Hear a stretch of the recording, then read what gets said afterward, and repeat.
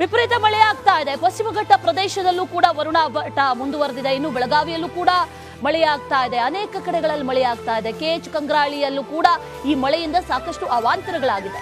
ಮಳೆಗೆ ಸಾವಿರಾರು ಎಕರೆ ಕಬ್ಬು ಜಲಾವೃತ ಆಗಿದೆ. ಒಂದ್ ಕಡೆ ಮಳೆ ಬಂದ್ರೆ ರೈತರು ಖುಷಿ ಪಡಬೇಕು, ಬೇಸರ ಪಡಬೇಕು ಗೊತ್ತಿಲ್ಲ. ಯಾಕಂದ್ರೆ ಬೆಳೆ ಬೆಳೆದಿರ್ತಾರೆ, ಇನ್ನೇನು ಆ ಬೆಳೆ ಕೈಗೆ ಬರಬೇಕು, ಫಸಲು ಬರಬೇಕು ಅನ್ನುವಷ್ಟರಲ್ಲಿ ಎಲ್ಲವೂ ಕೂಡ ಜಲಾವೃತ.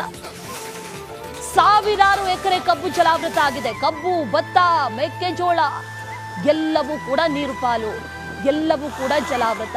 ಅಲ್ಲಿ ಗಮನಿಸ್ತಾ ಇದೀವಲ್ಲ, ಬಹಳ ಕಷ್ಟಪಟ್ಟು ಮೆಕ್ಕೆಜೋಳ, ಕಬ್ಬು, ಭತ್ತ ಎಲ್ಲವನ್ನು ಕೂಡ ಬೆಳೆದಿದ್ರು. ಇನ್ನೇನು ಫಸಲ್ ಬಂತಪ್ಪ ಅನ್ನುವಷ್ಟರಲ್ಲಿ ಮಳೆ ಅವಾಂತರ ಎಲ್ಲವೂ ಕೂಡ ನೀರು ಪಾಲಾಗಿದೆ.